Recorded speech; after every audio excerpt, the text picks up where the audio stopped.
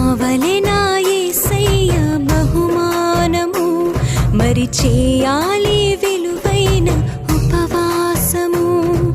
సిద్ధమౌ శ్రీయేసుని ప్రియ సంఘమా, చిగురించాలి అంజూరపు చెట్టు కొమ్మలా. సిద్ధమౌ శ్రీయేసుని ప్రియ సంఘమా, చిగురించాలి అంజూరపు చెట్టు కొమ్మలా. కావలె